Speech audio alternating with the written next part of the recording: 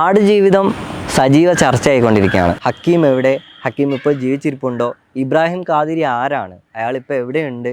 നജീബ് ഇപ്പോൾ ജീവിക്കുന്നത് എങ്ങനെയാണ്? നജീബിന് എന്തൊക്കെ കിട്ടി? ഇങ്ങനെ തുടങ്ങി പല തരത്തിലുള്ള ചർച്ചകൾ ആടുജീവിതവുമായി ബന്ധപ്പെട്ട് നടന്നുകൊണ്ടിരിക്കുകയാണ്.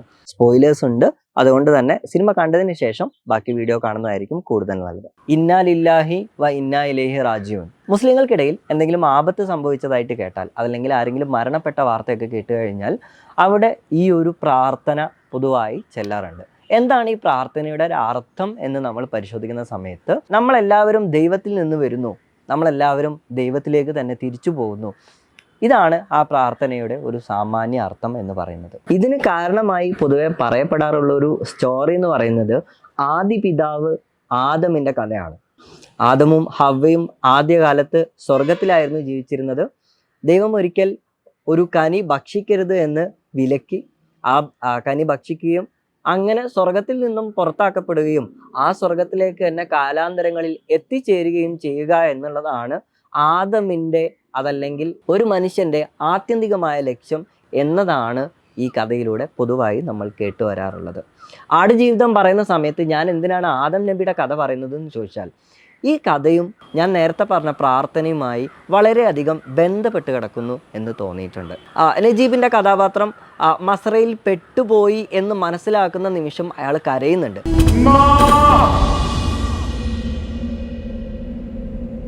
അയാൾ വല്ലാതെ കരഞ്ഞിട്ട് ദേഷ്യപ്പെടുന്നുണ്ട്. ദേഷ്യപ്പെട്ട് മാറിയിരിക്കുന്ന സമയത്ത് അർബാബ് അയാളെ ഭക്ഷണം കാട്ടി വിളിക്കുന്നു. ഒരു കഷ്ണം റൊട്ടി കാണിച്ച് അയാളെ വിളിക്കുന്നുണ്ട്.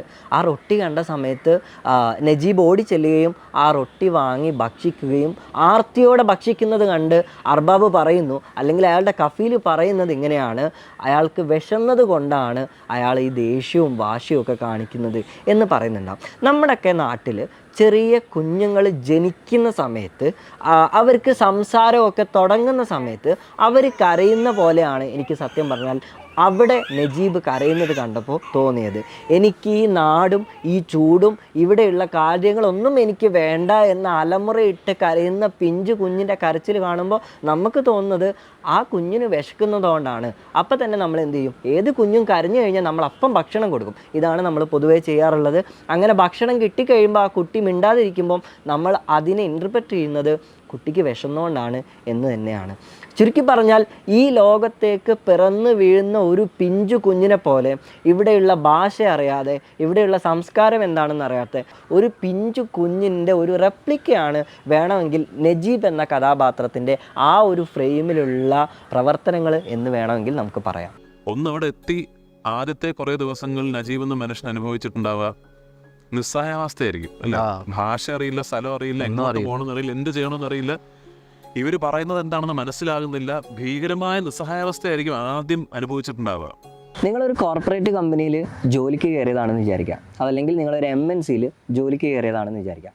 ആദ്യത്തെ ഒരാഴ്ച നിങ്ങൾക്ക് നജീബിൻ്റെ അവസ്ഥയായിരിക്കും.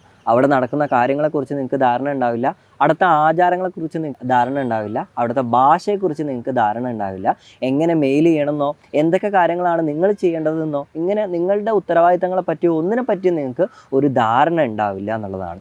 എന്ന് പറഞ്ഞാൽ നജീബ് ചെന്ന് കയറിയ മസ്രയെ ഞാനൊരു MNCയോടെയാണ്, അല്ലെങ്കിൽ ഒരു കോർപ്പറേറ്റ് കമ്പനിയോടാണ് ഉപമിക്കാനായിട്ട് താല്പര്യപ്പെടുന്നത്. സിനിമ മുന്നോട്ട് പോകുന്ന സമയത്ത് നമുക്ക് കാണാൻ പറ്റുന്നത് നജീബ് പതുക്കെ പതുക്കെ അവിടുത്തെ കാര്യങ്ങളെല്ലാം പഠിച്ചു വരികയും പതുക്കെ അവിടുത്തെ വസ്ത്രങ്ങൾ ധരിക്കുകയും അവിടുത്തെ ഭാഷ പഠിക്കുകയൊക്കെ ചെയ്യുന്നത് നമുക്ക് കാണാനായിട്ട് പറ്റും. റിയൽ ലൈഫിലേക്ക് നോക്കുന്ന സമയത്ത് നമ്മൾ ഏറെക്കുറെ ഇങ്ങനെയൊക്കെ തന്നെയാണ്. ഒരു സമയം കഴിയുമ്പോൾ നമ്മൾ ഇവിടെയുള്ള മനുഷ്യരുടെ, അല്ലെങ്കിൽ ഇവിടെയുള്ള സമൂഹത്തിന്, നമ്മൾ ഏത് സമൂഹത്തിലാണോ ജനിച്ചു വീണത് അവിടെയുള്ള ആളുകളുടെ ഭാഷയും വസ്ത്രധാരണവും സംസ്കാരവും ഒക്കെ പതുക്കെ നമ്മളിലേക്ക് വരികയാണ് ചെയ്യുന്നുണ്ടാവുക. അതിനുശേഷം നമ്മൾ അവിടുത്തെ ഒരാളായി മാറുകയാണ് ചെയ്യുന്നുണ്ടാവുക. മസ്രയിലേക്ക് കയറി വരുന്ന സമയത്ത് അവിടെ നല്ല എക്സ്പീരിയൻസ്ഡ് ആയിട്ടുള്ള, അല്ലെങ്കിൽ കുറേ കാലമായിട്ട് താൻ ചെയ്യാൻ പോകുന്ന ജോലി ചെയ്ത് പരിചയിച്ച ഒരാൾ അയാളുടെ അടുത്ത് പറയുന്ന ഒരു ഡയലോഗ് ഉണ്ട്: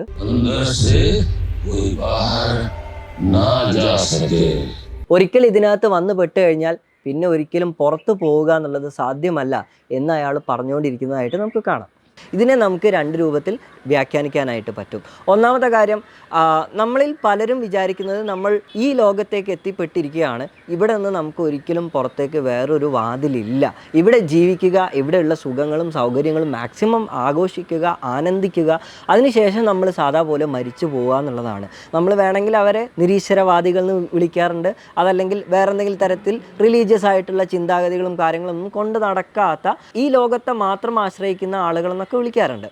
മറ്റൊരു രൂപത്തിൽ പറയുകയാണെന്നുണ്ടെങ്കിൽ ഞാൻ നേരത്തെ പറഞ്ഞ MNCയുടെ എക്സാമ്പിളിലേക്ക് വരാം. നമ്മൾ എപ്പോഴും ഒരു കമ്പനിയിലേക്ക് കയറുന്ന സമയത്ത് മാക്സിമം അവിടെ നമ്മൾ വർക്ക് ചെയ്യാനും അവിടെ എക്സ്പീരിയൻസ്ഡ് ആവാനും അവിടെയുള്ള പുതിയ പുതിയ ജോലികളിലേക്ക് കയറാനും അവിടെ പ്രൊമോഷൻ കിട്ടാനൊക്കെ വേണ്ടിയിട്ടായിരിക്കും നമ്മൾ ആലോചിക്കാറുള്ളത്.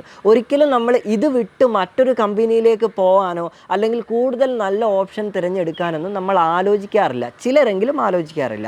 ഇങ്ങനെ വരുന്ന സമയത്ത് ഈ രണ്ട് സിറ്റുവേഷനെയും നമുക്ക് ഈ ഒരു ഡയലോഗ് കൊണ്ട് വ്യാഖ്യാനിക്കാനായിട്ട് പറ്റും. എന്താണ് അവസാനം സംഭവിച്ചതെന്ന് നോക്കുന്ന സമയത്ത് ഈ ഡയലോഗ് പറഞ്ഞുകൊണ്ട് നടന്ന മനുഷ്യൻ കുറച്ച് കഴിയുന്ന സമയത്ത് അവിടെ തന്നെ ചത്ത് പുഴുക്കുകയാണ് ഉണ്ടായിട്ടുള്ളത്. അവിടെ നിന്ന് പുറത്തേക്ക് പോകണം എന്ന് ചിന്തിച്ചുകൊണ്ടിരുന്ന, അവിടെ നിന്ന് പുറത്തേക്ക് പോകണം എന്ന് ആഗ്രഹിച്ചു കൊണ്ടിരുന്ന നജീബിന് എന്ത് സംഭവിച്ചു?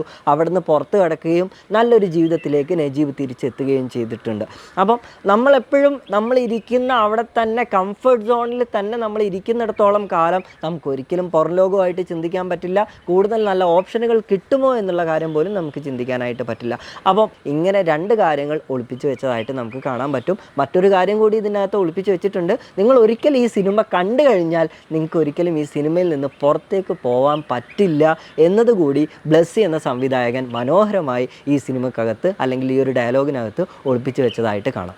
I feel we all have an Adijithan inside, a story. Sometimes our own self-esteem, we have the boundaries which prevent us to come out and in flying colors, and we have to break them. We have to escape from them, and so it's a very metaphorical story. മസറയെ നമുക്ക് രണ്ട് രൂപത്തിൽ കാണാൻ പറ്റും. ഒന്ന്, നമ്മുടെ സമൂഹത്തോട് ഉപമിക്കാൻ പറ്റും. രണ്ടാമത്തത് ഞാൻ നേരത്തെ പറഞ്ഞ പോലെ നമ്മൾ കയറി പോകാൻ പോകുന്ന ഒരു കോർപ്പറേറ്റ് കമ്പനി ആയിട്ടോ അല്ലെങ്കിൽ ഒരു MNC ആയിട്ടോ ഒക്കെ നമുക്ക് ഉപമിക്കാൻ പറ്റും. എങ്ങനെയാണെന്ന് നോക്കാം. മസറയിലേക്ക് നമ്മൾ കയറി ചെല്ലുന്ന സമയത്ത് അയാൾ പറയുന്ന ഒരു കാര്യം, ഒരു വട്ടം ഇതിനകത്തേക്ക് പ്രവേശിച്ച് കഴിഞ്ഞാൽ പിന്നെ ഇവിടുന്ന് പുറത്ത് കടക്കാൻ പറ്റില്ല എന്നുള്ളതാണ്.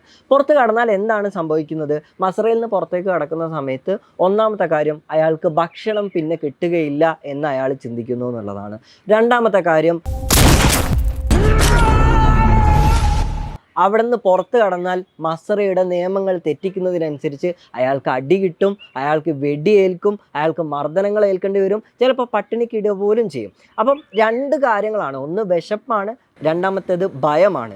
ഈ രണ്ട് കാര്യങ്ങളുടെ തടവറയിൽ ഒരു സമൂഹത്തിനകത്ത് ജീവിക്കുന്ന ഓരോ മനുഷ്യന്മാരെയും സത്യം പറഞ്ഞാൽ മസറയിലിരുന്ന് നജീബ് പ്രതിനിധാനം ചെയ്യുന്നു എന്ന് വേണം മനസ്സിലാക്കാൻ. ഇനി മറ്റൊരു രൂപത്തിൽ പറയുകയാണെങ്കിൽ, ഈ സമൂഹത്തിൽ നമ്മൾ ജീവിക്കുന്ന സമയത്ത് നമ്മൾ ഒന്നെങ്കിൽ ചില കാര്യങ്ങൾ ചെയ്യാൻ മടിക്കുന്നത്, ഒന്ന് നമ്മളുടെ ജോലി പോകും, അല്ലെങ്കിൽ നമുക്ക് ഇനി ഭക്ഷണം കിട്ടാതെ ആവും, നമ്മൾ മരിച്ചു പോകും, ഇങ്ങനെയൊക്കെ പേടിച്ചിട്ടാണ്. അതല്ലെങ്കിൽ ആളുകൾ എന്ത് വിചാരിക്കും, അതല്ലെങ്കിൽ ഇവിടുത്തെ നിയമങ്ങൾ നമ്മളെ എങ്ങനെ കാണും, നിയമം നമുക്ക് തരുന്ന പരമാവധി ശിക്ഷ എന്തായിരിക്കും, ഇങ്ങനെ പല തരത്തിലുള്ള കാര്യങ്ങൾ ആലോചിച്ചിട്ടായിരിക്കും നമ്മൾ ഈ സമൂഹത്തിൽ ചില കാര്യങ്ങളൊന്നും ചെയ്യാൻ വേണ്ടി മുതിരാത്തത്. ഒന്നുകൂടി പറഞ്ഞാൽ, നമ്മുടെ കംഫർട്ട് സോണിൽ നിന്ന് നമുക്കിഷ്ടമുള്ള കാര്യങ്ങൾ ചെയ്യാൻ, നമുക്ക് താല്പര്യമുള്ള കാര്യങ്ങൾ ചെയ്യാൻ നമ്മൾ ഭയക്കുന്നത് ഈ സൊസൈറ്റിയുടെ നിയമങ്ങളെയും നമ്മുടെ പട്ടിണിയെയും ആയിരിക്കും എന്നാണ് പറയാനുള്ളത്. മറ്റൊരു രൂപത്തിൽ പറഞ്ഞാൽ, MNCയിലേക്ക് വരുന്ന സമയത്ത് MNCയിൽ നമ്മൾ കെട്ടിവെച്ചിട്ടുള്ള ബോണ്ടുകൾ, അവിടെയുള്ള നിയമങ്ങൾ, അവിടെയുള്ള മറ്റു കാര്യങ്ങൾ, ഇതിനെയൊക്കെ പേടിച്ച് നമ്മളുടെ ജോലി നഷ്ടപ്പെടുന്നു പേടിച്ച് ഇങ്ങനെയൊക്കെ ആയിരിക്കും നമ്മൾ ഒരു MNCക്കകത്ത് അല്ലെങ്കിൽ ഒരു കോർപ്പറേറ്റ് കമ്പനിക്കകത്ത് വീണ്ടും വീണ്ടും വർഷങ്ങളോളം കഴിഞ്ഞു കൂടാൻ, ആടുജീവിതം പോലെ അവിടുത്തെ ആളായി, അവിടുത്തെ ഭാഷ പഠിച്ച്, അവിടുത്തെ കാര്യങ്ങളെക്കുറിച്ച് ധാരണ ഉണ്ടാക്കി, അവിടുത്തെ സംസ്കാരം പഠിച്ച് അവിടെ തന്നെ കാലങ്ങളോളം പണിയെടുക്കുന്ന ആളുകളായി മാറുന്നത് ഈ രൂപത്തിലായിരിക്കും എന്നുകൂടെ നമുക്ക് കാണാൻ പറ്റും. നിങ്ങളൊരു 3 ദിവസം അടുപ്പിച്ച് ലീവ് എടുത്തിട്ടുണ്ടോ? 4ാം ദിവസം നിങ്ങൾക്ക് പണിക്ക് പോകുന്ന തലേന്ന് രാത്രി നിങ്ങൾ ഒരുപാട് ആലോചിച്ചിട്ടുണ്ടാവും, വേറെ പണി നോക്കണം, ഈ പരിപാടി ഒന്നും ശരിയാവില്ല, കുറച്ചുകൂടി നല്ല പരിപാടി എന്തെങ്കിലും നോക്കണം, ഇനി ഇങ്ങനെ പണിക്ക് പോകാൻ പറ്റില്ല, ഇങ്ങനെ കുറേ കാര്യങ്ങൾ നിങ്ങൾ അവിടെ കുത്തിരുന്ന് ആലോചിച്ചിട്ടുണ്ടാവും.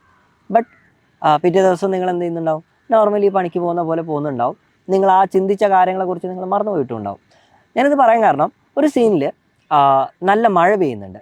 മഴ പെയ്യുന്ന സമയത്ത് നജീബ് തൻ്റെ ആട്ടും പറ്റങ്ങളെയൊക്കെ ഒരു വശത്തേക്ക് മാറ്റിയിട്ട് ആ ഗുഹയ്ക്കകത്തേക്ക് കയറി നിൽക്കുകയും ഗുഹയുടെ മറ്റൊരു ഭാഗത്തേക്ക് നോക്കുമ്പോൾ അവിടെ ഹക്കീമിനെ കാണുകയും അവിടെ നിന്ന് പുറത്ത് കടക്കണം, ഈ ഒരു ആട് ജീവിതത്തിൽ നിന്ന് പുറത്തേക്ക് പോകണം, നാട്ടിലേക്ക് പോകണം എന്നുള്ള ഹോപ്പും കാര്യങ്ങളൊക്കെ വരികയും ചെയ്യുന്നതായിട്ട് കാണാം. അപ്പം നമ്മൾ ചില സമയത്തൊക്കെ നമ്മളുടെ ജീവിതത്തിൽ നമുക്ക് ഇഷ്ടമില്ലാത്ത ജീവിതം, അല്ലെങ്കിൽ നമ്മൾ ഇങ്ങനെ ഓടി നടന്ന് ജീവിക്കുന്ന ഈ ഒരു ബിസി ലൈഫിൽ നിന്ന് പുറത്ത് കടക്കണമെന്ന് നമ്മൾ പലപ്പോഴും ആഗ്രഹിക്കാറുണ്ട്. നമ്മളുടെ ആത്മീയ ജീവിതത്തെ പറ്റി നമ്മൾ ആഗ്രഹിക്കാറുണ്ട്, ആലോചിക്കാറുണ്ട്. കുറച്ചുകൂടി സമാധാനമുള്ള ജീവിതം കിട്ടണം എന്ന് നമ്മളൊക്കെ ആഗ്രഹിക്കാറുണ്ട്. പക്ഷേ നമ്മുടെ ഈ ആട്ടും പറ്റങ്ങളൊക്കെ തീറ്റിച്ച് കഴിഞ്ഞിട്ട്, അല്ലെങ്കിൽ ഇവർക്ക് ഭക്ഷണം കൊടുത്ത് ഇവരെ കുളിപ്പിച്ച് ഇവരുടെ ബാക്കിയുള്ള കാര്യങ്ങളൊക്കെ ചെയ്ത്, ഞാൻ ആട്ടും പറ്റം ഉദ്ദേശിക്കുന്നത് നമ്മളുടെ വർക്കിനെയാണ്, അതല്ലെങ്കിൽ വർക്ക് ലൈഫ് ബാലൻസ് ഇല്ലാതാവുന്ന സമയത്തെയാണ്. ഇങ്ങനെ ആവുന്ന സമയത്ത് നമുക്ക് ഒരിക്കലും നമ്മുടെ ആത്മീയ ജീവിതം എവിടെ കിടക്കുന്നു എന്നതോ നമ്മുടെ സമാധാനം എവിടെ കിടക്കുന്നു എന്നുള്ളതിനെ പറ്റിയോ ധാരണ ഉണ്ടാവില്ല എന്നുള്ളതാണ് ഞാൻ ഏറ്റവും ആദ്യത്തിൽ പറഞ്ഞ ഇന്നാ ലില്ലാഹി വ ഇന്നാ ഇലൈഹി റാജിഊൻ. നമ്മൾ ദൈവത്തിൽ നിന്നും വരുന്നു, ദൈവത്തിലേക്ക് തന്നെ തിരിച്ചു പോകുന്നു എന്നൊരു വാചകം ഞാൻ വീണ്ടും ഓർമ്മിപ്പിക്കുകയാണ്. കാരണം നമ്മുടെയൊക്കെ ആത്മീയ ജീവിതത്തിൻ്റെ ഏറ്റവും അടിസ്ഥാന ലക്ഷ്യം നമ്മൾ ഏത് ദൈവത്തിൽ നിന്നാണോ വന്നിരിക്കുന്നത് ആ ദൈവത്തിലേക്ക് തിരിച്ചു പോവുക എന്നുള്ളതാണ്. ദൈവം എന്ന് പറയുന്നത് കൊണ്ട് ഞാൻ ഉദ്ദേശിക്കുന്നത് കംപ്ലീറ്റ് കയ്യിൽ നിന്ന് പോകുന്ന ഒരു നിമിഷം വരുന്ന സമയത്ത്, നിങ്ങളുടെ കയ്യിൽ നിൽക്കാത്ത ഒരു പ്രശ്നം വരുന്ന സമയത്ത് നിങ്ങൾ വിളിക്കുന്ന ദൈവം ആരാണോ അതാണ് നിങ്ങളുടെ ദൈവം എന്നാണ് ഞാൻ മനസ്സിലാക്കുന്നത്. ആ ഒരു ദൈവത്തിലേക്കാണ് നമുക്ക് തിരിച്ചു പോവാനുമുള്ളത്. ആത്മീയ ജീവിതത്തെ പറ്റി നിങ്ങൾ ആഗ്രഹിക്കുന്ന സമയത്ത് അവിടെ നിങ്ങൾക്ക് നിർബന്ധമായിട്ടും ആവശ്യമുള്ളത് ആ മരുഭൂമിയിൽ നിന്ന് നിങ്ങളെ കരകയറ്റാൻ പറ്റുന്ന ഒരു ഗുരുവിനെയാണ്. ആ ഓടിയത് ഒരാൾ വന്നൊരാളെ കൊണ്ടുപോകല്ലേ, ദൈവത്തിന്റെ ഭാഗത്തു നിന്ന് ഒരാൾ വന്നതുപോലുള്ളൊരു ഇതായിരുന്നു. ഒരാൾ വന്ന് ഇതേപോലെ ഇവൻ പോയത് വേറെ ഒരു മരുഭൂമിയിൽ നിന്ന് വന്നതായിരുന്നു. ഇബ്രാഹിം ഖാദിരിയെ ആ ഒരു രൂപത്തിലാണ് പ്ലേസ് ചെയ്തിട്ടുള്ളത്. മരുഭൂമിയെക്കുറിച്ച് കൃത്യമായ ധാരണയുള്ള, എവിടെ പാമ്പുണ്ട്, എവിടെ മരുപ്പച്ചയുണ്ട്, എവിടെ വെള്ളമുണ്ട്, ഏത് ദിശയിലേക്ക് പോകണം, എത്ര വേഗത്തിൽ പോകണം, ഇങ്ങനെയൊക്കെ കൃത്യമായിട്ട് ധാരണയുള്ള ഒരു ഗുരുവിൻ്റെ സ്ഥാനത്താണ് അവിടെ ഇബ്രാഹിം ഖാദിരിയെ പ്രതിഷ്ഠിച്ചിട്ടുള്ളത് എന്ന് നമുക്ക് കാണാനായിട്ട് പറ്റും. നോക്കൂ, എല്ലാ സിറ്റുവേഷനിലും ഇബ്രാഹിം ഖാദിരി ഭയങ്കര പവർഫുൾ ആണ്. അയാൾ ഒരിക്കലും തളരുന്നില്ല, അയാൾ ഒരിക്കലും തളർന്ന് വീഴുന്നില്ല. അതുപോലെ തന്നെ ഓരോ അപകടങ്ങൾ വരുന്ന സമയത്തും അത് മണത്തറിയാനും അവിടെ നിന്ന് ആ ഒരു സംഘത്തെ രക്ഷിക്കാനും ഇബ്രാഹിം ഖാദിരിക്ക് പറ്റുന്നുണ്ട്. ഒരു ഗുരുവിനെ സംബന്ധിച്ചിടത്തോളം ആരായിരിക്കണം ആത്മീയ വഴിയിൽ ഒരു ഗുരു എന്ന് ചോദിച്ചു കഴിഞ്ഞാൽ ആ വഴിയിലെ എല്ലാ അപകടങ്ങളെയും എല്ലാ മരുപ്പച്ചകളെയും കൃത്യമായിട്ട് അറിയുന്ന ഒരാളായിരിക്കണം ഗുരു എന്ന് പറയുന്നത്. ആ ഗുരുവിന് തൻ്റെ ശിഷ്യനോട് വല്ലാത്ത സ്നേഹമായിരിക്കും. ആ കെയറിങ് ഒക്കെ നമുക്ക് പടത്തിൽ കൃത്യമായിട്ട് കാണാൻ പറ്റും.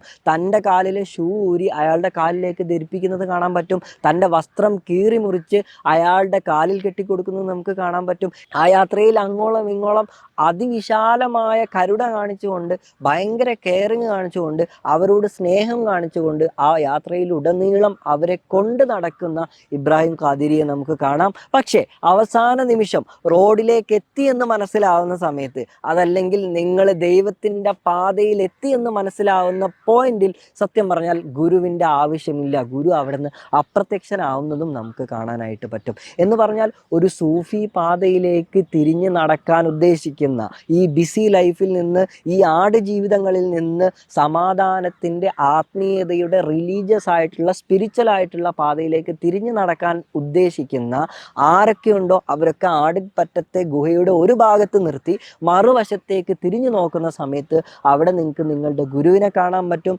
നിങ്ങളുടെ സൗഹൃദം കാണാൻ പറ്റും, നിങ്ങളുടെ സ്നേഹം കാണാൻ പറ്റും. നോക്കത്താ ദൂരത്തോളം നിങ്ങൾ കടന്നു പോവേണ്ട മരുഭൂമിയെയും കാണാനായിട്ട് പറ്റും എന്നുള്ളതാണ്. നജീബിന് നാടിനെ കുറിച്ചുള്ള ഓർമ്മകൾ മുഴുവനും മഴയാണ്, വെള്ളമാണ്, തണുപ്പാണ്.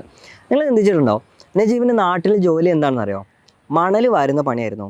പുഴയുടെ ആഴങ്ങളിൽ പോയിട്ട് മണൽ വാരി ആ മണൽ കച്ചവടം ചെയ്തിട്ടായിരുന്നു നജീബ് ആദ്യകാലത്ത് ജീവിച്ചിട്ടുണ്ടായിരുന്നത്. പക്ഷേ അതേ മണൽക്കാട്ടിൽ നജീബ് വീണ്ടും പെടുന്ന സമയത്ത് മണൽ കാണും തോറും അയാൾക്ക് ഭീതി വരികയാണ്, പേടി വരികയാണ്. ഒരേ മണൽ തന്നെ ഒരാൾക്ക് സ്വർഗമായും നരകമായിട്ടും മാറുന്ന ഒരു കാഴ്ച നമുക്കിതിൽ കാണാനായിട്ട് പറ്റും. മരിച്ചു കളയാമെന്ന് പറഞ്ഞ് താഴെ കിടന്ന ഒരാൾ ഓരോ പുലർച്ചയും വീണ്ടും ഉണരണമെങ്കിൽ ഈ കഥ പറയാൻ ദൈവം ബാക്കി വെച്ചായിരിക്കും അല്ലെ? ലോകത്തോട് ഈ കഥ പറയാൻ വേണ്ടി ദൈവം ഒക്കെ ബാക്കി വെച്ചതാണ്. ആടുജീവിതം എന്ന കഥ സത്യം പറഞ്ഞാൽ നമ്മുടെ ഓരോരുത്തരുടെയും കഥയാണ്. നമ്മുടെ ബിസി ലൈഫിൻ്റെ കഥയാണ്. നമ്മുടെ ആത്മീയ ജീവിതത്തിൻ്റെ കഥയാണ്.